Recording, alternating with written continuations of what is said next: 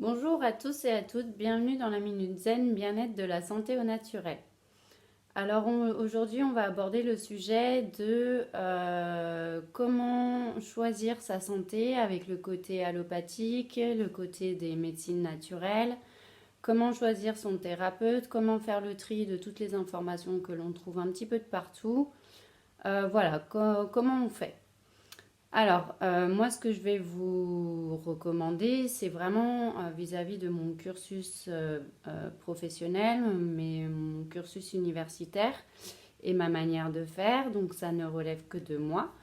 Mais voilà, c'était quelque chose que je voudrais vous partager. Je pense que c'est quand même important pour pouvoir choisir en conscience. Donc déjà l'idée par rapport aux médecines et aux thérapeutes que vous allez voir, c'est important de bien leur demander leur diplôme, de savoir si où ils se sont formés et de voir le sérieux de ces thérapeutes, que ce soit en médecine naturelle comme en allopathie, vous avez de tout de partout.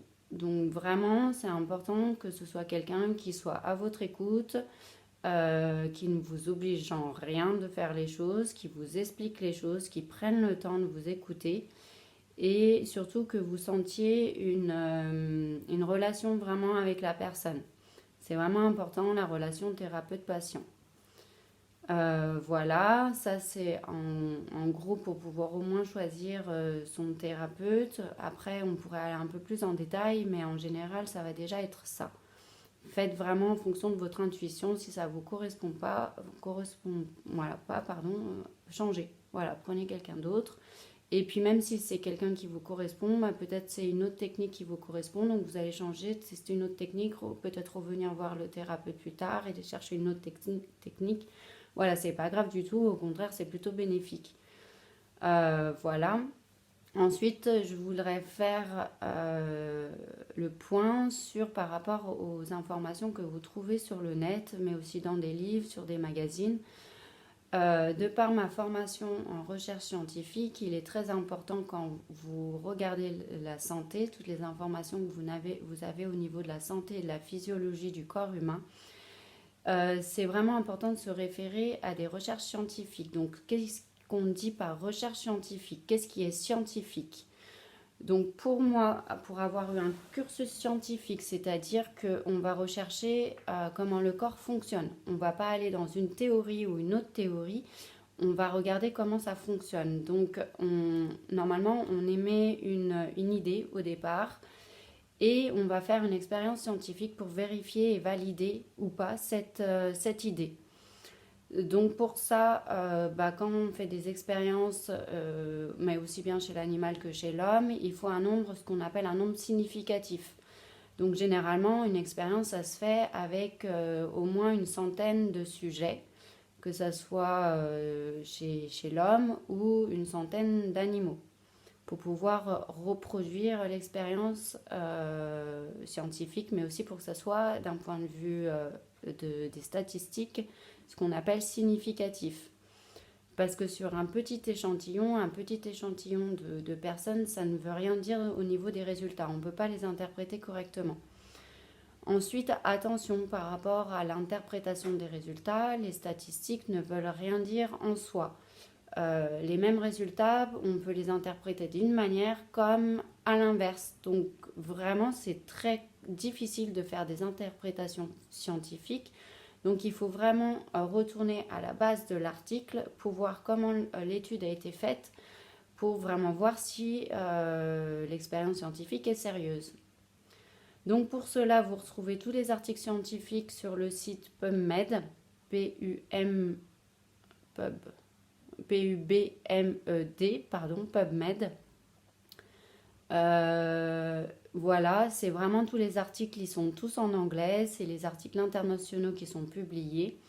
Alors moi, ce que j'aimais comme restriction, entre guillemets, comme un gros attention, c'est que des articles scientifiques, des expériences qui ont des résultats négatifs, généralement, ne sont pas publiables. Ça, c'était le gros point noir que je reproche à la science et que je reprochais, et maintenant que j'en suis partie, je le reproche toujours.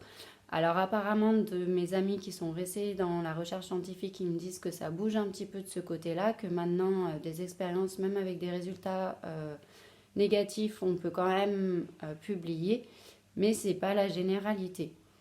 Donc, un gros attention par rapport à ça. Après, par rapport aux magazines qui rapportent tout ce qui est articles scientifiques, tout ce qui est théorie, attention aussi, ça c'est vraiment des interprétations, c'est en fonction de la personne, en fonction de sa façon de voir les choses, en fonction de ce qu'elle veut vous faire croire. Donc là c'est pareil, faites attention, exercez votre esprit critique et lisez sur le sujet de différentes manières. Voilà, pour pouvoir croiser ce qu'on appelle croiser les informations. Voilà, donc c'est très important en recherche scientifique, en sciences en tout cas. Et ensuite, ce sont les thérapeutes qui prennent tous les résultats scientifiques pour pouvoir exercer et aider la santé des personnes. Donc voilà, c'était un gros point que je voulais vous partager. Voilà, sur comment on peut choisir. Et puis vraiment, une dernière recommandation que je peux vous faire, c'est vraiment allez-y avec votre intuition. Vous ne le sentez pas, vous y allez pas. Point. Il n'y a pas besoin de chercher, il n'y a pas besoin de réfléchir. Voilà, si ça ne vous correspond pas, c'est que ça ne vous correspond pas. Peut-être que vous ne comprenez pas tout et vous n'avez pas toutes les clés en main pour tout comprendre. Donc, du coup, c'est quand même important des fois de comprendre et d'aller un petit peu plus loin et de trouver des personnes qui puissent vous expliquer les choses. Voilà, donc pour moi, c'est ce qu'on appelle la science. Tout le reste, ce n'est pas de la science. Même des fois, sur des sujets qui se veulent scientifiques, ne sont pas forcément scientifiques. Donc, vraiment, attention. Voilà. Donc voilà, j'ai fait le point sur cette vidéo. Si vous avez des commentaires ou des questions, n'hésitez pas à les poser. N'hésitez pas à liker, à diffuser autour de vous. Et puis, si vous le souhaitez, vous pouvez retrouver mes autres vidéos sur mon site internet. Voilà, je vous dis à bientôt. Au revoir.